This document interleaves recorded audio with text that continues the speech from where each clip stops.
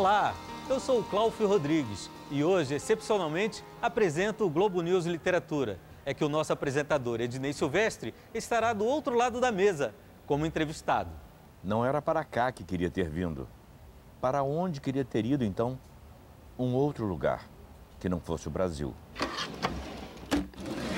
Prepare-se! Depois de toda a poesia, sucesso de vendas no primeiro semestre, vem aí uma overdose de Paulo Leminski.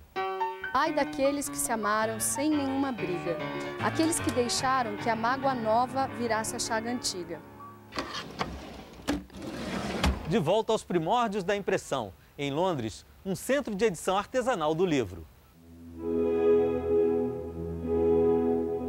A arte de fazer livros sem tecnologia. Este jovem britânico investiu tudo o que tinha numa paixão. Um centro de edição artesanal, o primeiro de Londres. Because I collected everything, I thought, well, it's silly for me to keep it all to myself. I might as well share it. It's good because, it's a centre where people can just come and, you might get a paper maker or a printer or an artist. Simon Good passou 3 meses nos Estados Unidos, cruzou o país de ponta a ponta para conhecer os centros de artes do livro que existem por lá. Na volta, escolheu abrigar a coleção no leste da capital britânica, uma área que respira a criatividade. Uma parte do maquinário foi comprada de antigas gráficas, o restante são doações.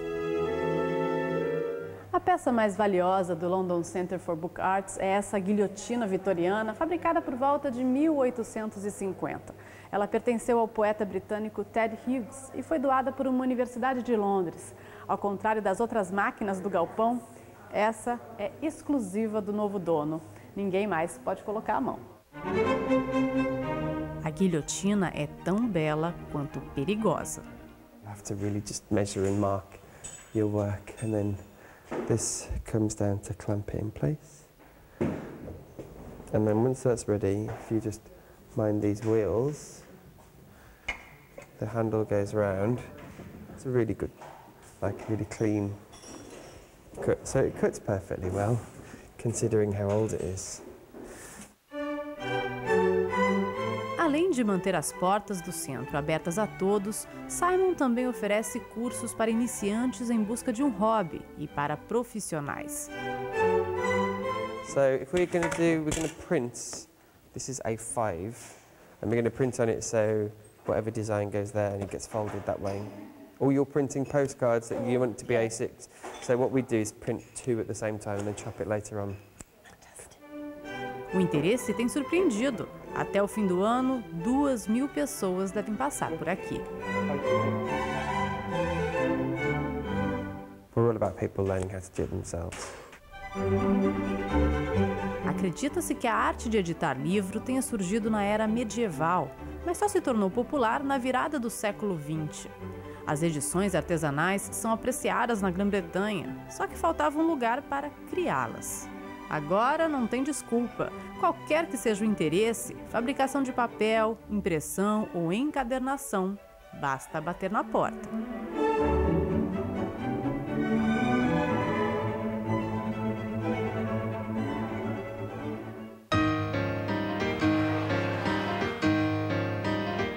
Em 4 anos foram 3 romances. Ednei ganhou prêmios importantes, vendeu milhares de exemplares, foi traduzido para o exterior.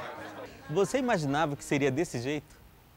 Eu achava que, se eu fechar os olhos agora, tendo sorte, venderia uns 1.500, 2.000 exemplares.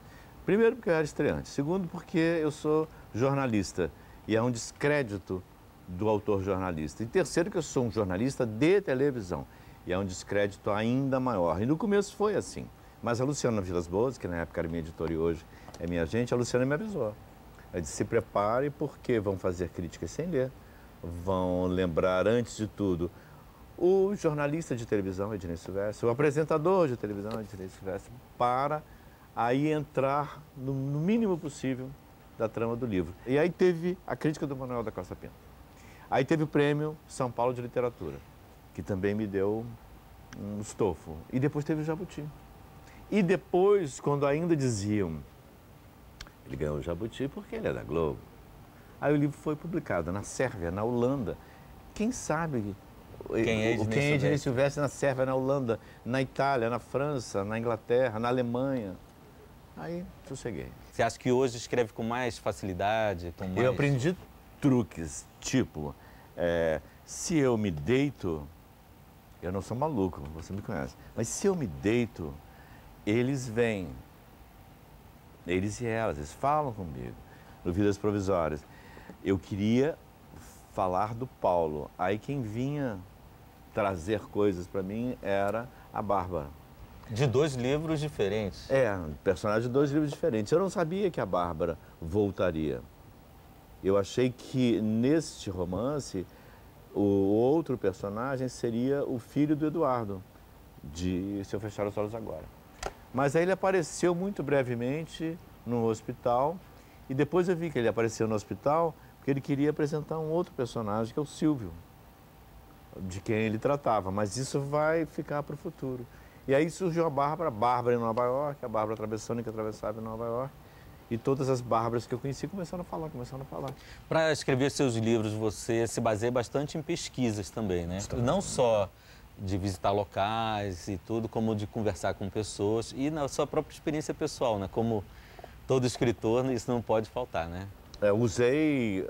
Usei muito do que eu vivi, até a minha detenção na época da ditadura, mas conversei muito com amigos e amigos de amigos que foram exilados. Conheci muitas Bárbaras em Nova York. Não sabe o que fazer. Não queria estar aqui. Não, queria estar aqui sim, mas não nesta situação. Mas não quer pensar nisso. Não quero pensar nisso. Não hoje. Não quer sentir pena de si mesma, nem pensar que cometeu um erro, um engano irreversível quando decidiu vir para este país com Luiz Cláudio.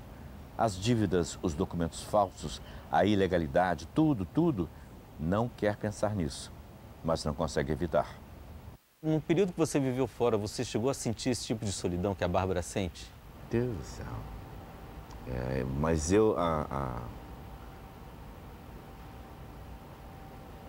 o meu primeiro doloroso sentimento de solidão foi aqui no Rio. Quando eu vim estudar, eu tinha 14, 15 anos. Lembrando que você veio de Valença. Valença. De Valença. Do interior eu não era estudante, pobre, vivia parte de mesada, parte de traduções que eu fazia, trabalho de datilografia. Né? E aí, nos fins de semana, eu tinha que me recolher. Não tinha lugar para onde ir, a Biblioteca Nacional fechava, onde eu estudava, no domingo, e eu ficava andando, até ficar muito cansado. Aí eu voltava para o quarto de empregado, onde eu morava. Quartos de empregadas, né, são armários com janela e porta. E aí ficava por lá. Foi quando eu comecei a fumar, porque pelo menos eu tinha alguma coisa para marcar o tempo. Senão o tempo era uma coisa só longa e interminável. E aí quando eu cheguei a Nova York, eu vi outro tipo de solidão. E a Nova York é uma cidade de muitos solitários. Só que em Nova York você pode andar pela calçada falando sozinho ou sentar-se num banco e começar. Eu estou aqui e não estou aguentando. E você falando sua língua e dane-se, ninguém olha, ninguém quer nem saber. Você tem apego aos seus personagens? Completamente. Eu choro com eles. O dia, fica emocionado em pensar. O Paulo, que foi uma pessoa que sofreu muito, foi torturado, fugiu para a Suécia, não falava a língua. O Paulo encontra acolhimento numa mulher mais velha, na Ana, e a Ana não pode ter filhos. E há um momento em que ela fica grávida, ela tem a criança. Ela perde um bebê em um segundo e ela tem um menino a quem eles dão o nome do amigo que sumiu. Aí eu fiquei tão emocionado e eu liguei para a Luciana e falei, Luciana, o Paulo e a Ana vão ter um filho. Então, é como se fosse gente da minha família. Assim. Ana o abraça.